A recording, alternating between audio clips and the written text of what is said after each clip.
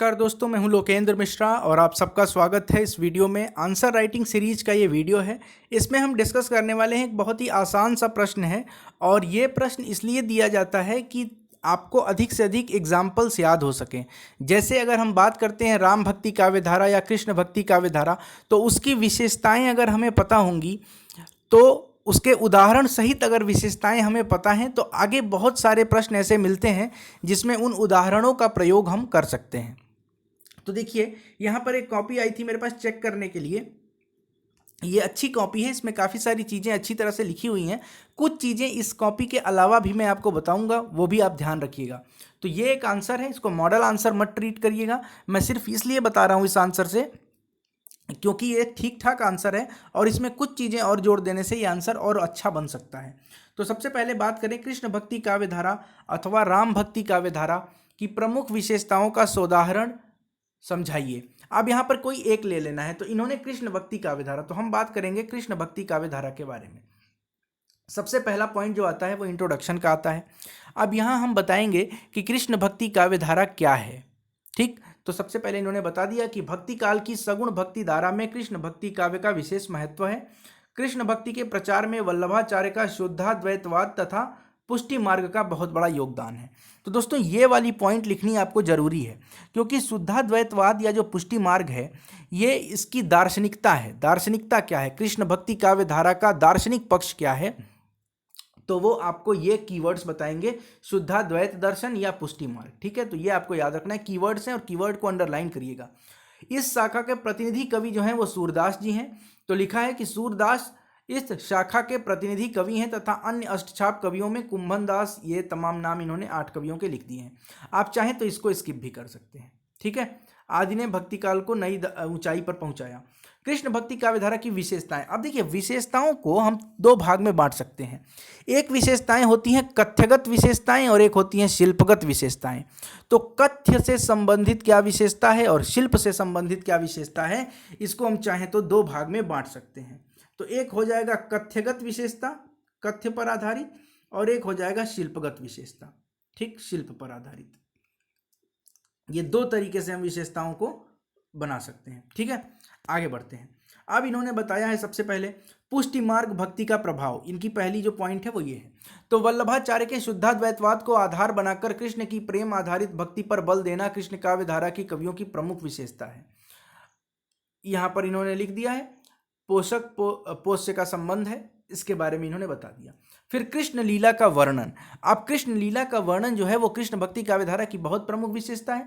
तो इन्होंने बता दिया कि कृष्ण के लोक रंजक स्वरूप का यहाँ पे वर्णन किया गया है और साथ ही साथ उदाहरण दे दिया कि जो यह लीला अचल चित्तदय सुने सुनावे, प्रेम भक्त सो पावे और सबके जी भावे। तो इस तरह से एग्जाम्पल्स के साथ आपको बताना है। अब कृष्ण लीला का वर्णन है तो एक एग्जाम्पल आप कृष्ण लीला से संबंधित भी देंगे, वो आपके ऊपर मैं छोड़ता हूं कि आप वो उदाहरण कैसे देते हैं। ठीक है, एक चीज और है, भक्ति का स्वरूप क्या था। एक पॉइंट आप यहां पे ऐड कर लीजिए कि इस काव्य धारा में भक्ति का स्वरूप क्या था। भक्ति का स्वरूप, ठीक है, भक्ति का स्वरूप क्या था। तो देखिए, कृष्ण भक्ति जो है इसमें 2 तरह की भक्ति देखने को मिलती है। भक्ति 2 प्रकार की होती है। ठीक है, एक होती है दास्य भक्ति। दास्य भक्ति एक होती है। दास्य भक्ति का मतलब होता है जहाँ पे कोई अपने आप को दास माने, और एक होता है साख्य भक्ति। साख्य भक्ति मतलब जिसकी भक्ति हम कर रहे हैं वो हमारा सखा या मित्र है। इस तरह के 2 भक्ति के प्रकार होते हैं यहाँ पर, जिस मामले में हम बात कर रहे हैं। तो ये जो भक्ति का स्वरूप है कृष्ण भक्ति काव्य धारा की, ये दास्य भक्ति भी है और कहीं कहीं पे साख्य भक्ति भी है, लेकिन मैक्सिमम जो है वो दास्य भक्ति भी देखने को हमें मिलती है। अब हम बात करें वात्सल्य का विशद चित्रण इसमें किया गया है। उदाहरण के साथ हम बता देंगे कि वात्सल्य का चित्रण भी किया गया है। जैसे शोभित कर नवनीत लिए, घुटुरन चलत रेणुतन मंडित, मुखदधि लेप किए। ये एग्जाम्पल के साथ इन्होंने बता दिया। कृष्ण काव्य धारा के कवियों ने बाल कृष्ण के अनेक वात्सल्यपूर्ण चित्र प्रस्तुत किए हैं। सूरदास इस चित्रण के सर्वोत्कृष्ट कवि हैं। उन्होंने वात्सल्य का सजीव मनोवैज्ञानिक और सर्वांगपूर्ण चित्रण किया है। नारी मुक्ति की प्रस्तावना का जो स्वर है, नारी मुक्ति का जो स्वर है वो भी कृष्ण काव्य की विशेषता है। जैसे मीराबाई एक प्रमुख कवि हैं, इस धारा की कवियत्री हैं, और उनका यहाँ पे एग्जाम्पल आप लिख सकते हैं कि लोग कहें मीरा भई बावरी, न्यात कहें कुल नासी रे, पग घुंघरू बांध मीरा नाची रे। ये बता रहा है कि नारी की मुक्ति की भावना भी जो है, नारी की मुक्ति का जो स्वर है वो भी कृष्ण भक्ति काव्य धारा की एक विशेषता है। ठीक है, युग जीवन से कम संबंध, ये एक विशेषता, नेगेटिव पॉइंट में विशेषता है कि युग जीवन से कम संबंध रहा है। ठीक है, जो जैसे कि लोक मंगल की सिद्धावस्था कहा है आचार्य शुक्ल ने इसको। आचार्य शुक्ल ने तुलसी को लोक मंगल का सर्वोत्कृष्ट कवि माना है और माना है कि कृष्ण भक्ति काव्य धारा में जो कवि हैं वो लोक मंगल पर उतना ध्यान नहीं देते हैं। ठीक, तो उदाहरण आप कुंभन दास का उदाहरण यहाँ पे है, संतन को कहाँ सीकरी सो काम, आवत जात पन्हैया टूटी विसर गयो हरिनाम। निर्गुण भक्ति का विरोध भी किया है इन्होंने। निर्गुण भक्ति का विरोध आप भ्रमर गीत पढ़िए जो हमारे सिलेबस में है, तो उसका एग्जाम्पल आप दे सकते हैं कि निर्गुण भक्ति, निर्गुण तथा ज्ञान पर, निर्गुण पर भक्ति की और ज्ञान की विजय की स्थापित किया इन्होंने। जैसे निर्गुण कौन देश को बासी, मधुकर हंसी समुझाए सौहदे बूझत साचना हांसी। ठीक, ये आप समझ गए। अब यहाँ पर देखिए शिल्पगत विशेषताएं। अब देखिए कुछ लोग कहते हैं कि हिंदी साहित्य में हम डायग्राम बनाएं कि नहीं बनाएं, ये आपके ऊपर डिपेंड करता है भाई कि आप डायग्राम बनाते हैं कि नहीं बनाते हैं। अगर, अब ये नहीं है कि कहीं से कुछ भी डायग्राम बना दिया, अगर आपको लगता है कि आप डायग्राम अच्छे से बना सकते हैं तो आप डायग्राम जरूर बना दीजिए, लेकिन हाँ कुछ भी उल्टा सीधा नहीं, वो दिखना चाहिए जो चेक कर रहा है कि हाँ इसने जो डायग्राम बनाया है वो सही बनाया है और यहाँ पे उसकी ज़रूरत भी थी। जैसे इन्होंने शिल्पगत विशेषताओं को ऐसे एक डायग्राम में दिखा दिया। इस डायग्राम का फायदा क्या है, सारी चीज़ें चेक करने वाले को एक जगह मिल जाएंगी और बिल्कुल अरेंज्ड वे में मिल जाएंगी। कुछ चीज़ें इस डायग्राम में कमी है, वो यह है कि एग्जाम्पल्स इन्होंने नहीं डाले हैं, तो एग्जाम्पल्स भी आपको डालना है। जैसे काव्य का स्वरूप क्या है, पहली चीज़ तो ये, तो प्रबंधात्मक काव्यों की प्रवृत्ति अधिक है और प्रवृत्ति काफ़ी है, कम है, काफ़ी कम है। प्रबंधात्मक काव्यों की प्रवृत्ति जो है वो काफ़ी कम है, जैसे भ्रमर गीत से। कुछ प्रबंध काव्य हैं भ्रमर गीत जैसे। लीला पद ये प्रमुख विशेषता है। अनुभूति की गहनता तीव्रता के कारण मुक्तक काव्य अधिक है। कृष्ण काव्य की बात करें तो प्रबंध काव्य कम है और मुक्तक काव्य ज़्यादा है, तो ये आप इसमें लिखेंगे कि मुक्तक काव्य जो है वो इसमें ज़्यादा है जबकि प्रबंध काव्य जो है वो कम है। ये आपको एग्जाम्पल यहाँ पे लिख देना होगा। उसके बाद आते हैं भाषा किस तरह की है, तो भाषा ब्रज भाषा का प्रयोग किया गया है। मैक्सिमम जो भाषा है वो ब्रज भाषा है, कहीं कहीं पर मैथिली राजस्थानी की प्रयोग भी किया गया है। तो आप यहाँ लिखेंगे कि ब्रज भाषा का प्रयोग, लेकिन कहीं कहीं पर मैथिली भाषा का प्रयोग भी देखने को मिलता है और राजस्थानी का प्रयोग भी देखने को मिलता है, तो वो भी हम यहाँ पे शामिल कर देंगे। आगे बढ़ते हैं। प्रतीकों के माध्यम से भी बात कही गई है।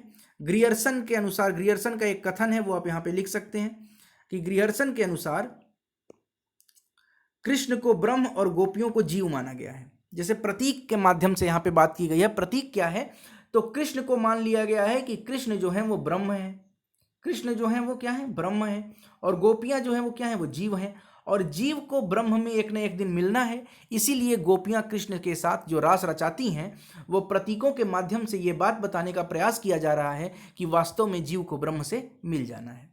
तो प्रतीकों का सफल प्रयोग भी किया गया है कृष्ण भक्ति काव्य धारा में। बिंब का प्रयोग बहुत अच्छा, बिंबात्मकता बहुत प्रबल है, जैसे मैया कवहीं बढ़ेगी चोटी, एग्जाम्पल देके आप बता सकते हैं। छंदों की बात करें तो दोहा, कवित्त, सवैया आदि छंदों का प्रयोग किया गया है। लयात्मकता भी है, संगीतात्मकता भी है इनके छंदों में। बिंबात्मकता की बात कर ले, फिर इसके बाद की फिर अब अलंकार की बात करते हैं। अलंकार में कई तरह के अलंकार, जैसे उपमा अलंकार, रूपक अलंकार, उत्प्रेक्षा अलंकार, इन सभी अलंकारों का बहुत शानदार प्रयोग किया गया है अगर हम बात करते हैं कृष्ण भक्ति काव्य धारा की। इसमें आप एग्जाम्पल भी दे सकते हैं। ठीक है, कुछ एग्जाम्पल्स आप अलंकार वाले याद कर लीजिए, वो यहाँ पे आप डाल सकते हैं। ठीक है, इसके अलावा सूरदास जी का एक स्टेटमेंट है, सूरदास नहीं, सूरदास के बारे में आचार्य शुक्ल का स्टेटमेंट है कि सूर जी को उपमा देने की झक सी चढ़ जाती है, क्योंकि सूरदास ने उपमा अलंकार का बहुत प्रयोग किया है।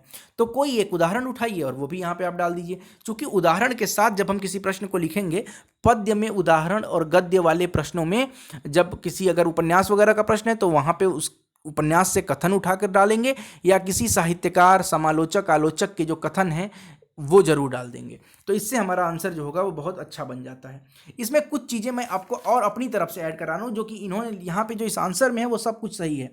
इसके अलावा जैसे बात करें वियोग श्रृंगार की, तो इसमें वियोग का भी है, तो वियोग का कुछ उदाहरण आप दे सकते हैं। जब जो बीपीएससी वाले हैं वो याद रखिएगा इस चीज़ को, क्योंकि यूपीएससी के में तो हमारे पास लिमिट है, वर्ड लिमिट 250 वर्ड में ही लिखना है, 250 से 300 वर्ड।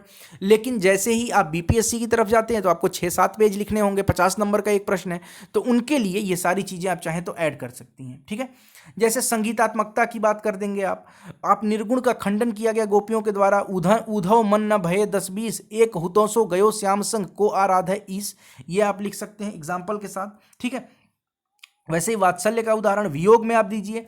वियोग का आप उदाहरण दे सकते हैं, मधुबन तुम कत रहत हरे, मधुबन तुम कत रहत हरे, विरह वियोग श्याम सुंदर के ठाड़े क्यों न जरे। ठीक, नारी मुक्ति की प्रस्तावना वाला पार्ट भी आपको बता दिया गया था। वात्सल्य का बताया। प्राकृतिक सौंदर्य, प्राकृतिक सौंदर्य वाला एक पॉइंट भी आप लिख सकते हैं कि प्राकृतिक सौंदर्य का बहुत अच्छा वर्णन कृष्ण भक्ति काव्य धारा में किया गया है। और ये बीपीएससी वालों के लिए मैं बता रहा हूँ, क्योंकि यूपीएससी में तो आपका वर्ड लिमिट पूरा हो गया जितना मैंने बता दिया। तो इसमें आप एग्जाम्पल लिख सकते हैं, जागिए ब्रजराज कुंवर कुसुम कमल फूले, कुमुद बृंद संकुचित भये, भृंगलता झूले। ये एग्जाम्पल आप डाल सकते हैं। ठीक है, तो इस तरह से आप इसका उत्तर लिख सकते हैं। अब इस उत्तर के हम कंक्लूजन में आते हैं कि कैसे इसको कंक्लूड करेंगे। तो कुल मिलाकर कृष्ण काव्य धारा की प्रमुख विशेषता यह है कि इसने सामाजिक संक्रमण के तनावों से गुजरते हुए समाज को वात्सल्य और श्रृंगार की कोमल जीवंत भावनाओं को से सरस बना दिया। ये एक ऐसा समय था जब निर्गुण का महत्व भी चल रहा था। एक तरफ निर्गुण काव्य धारा थी, तो निर्गुण से उबे हुए लोगों में रस का संचार करने के लिए राम भक्ति और कृष्ण भक्ति काव्य धारा आई। और कृष्ण भक्ति काव्य धारा ने इस तरह का रस संचार किया, चाहे वो श्रृंगार हो, वात्सल्य हो, श्रृंगार में संयोग हो या वियोग हो, दोनों पक्षों को जिस तरह से समाहित किया है इस धारा ने, वो अपने आप में अतुलनीय है। ये मैं आपको समझाने के लिए बता रहा हूँ। बाकी आंसर आपको बता दिया। आशा करता हूँ आपको ये अच्छा लगेगा। और एक खास बात, हमारे डेली आंसर राइटिंग जो प्रोग्राम है, मंथली आंसर राइटिंग प्रोग्राम, उससे जुड़ने के लिए आप 9169041691 पे व्हाट्सएप कर सकते हैं। मैं यहाँ पे आपके लिए नंबर लिख दे रहा हूँ, 9169041691।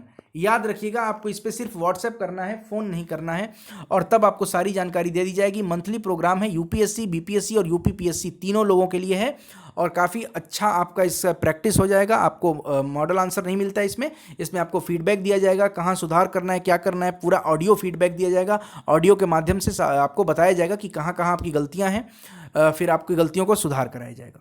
तो अगर आपको जुड़ना हो तो उससे जुड़िएगा। नीचे डिस्क्रिप्शन में टेलीग्राम चैनल का लिंक है, उससे भी जुड़ जाइए, और चैनल सब्सक्राइब नहीं किया है तो जरूर सब्सक्राइब कर लीजिए। बहुत बहुत धन्यवाद। Thank you so much.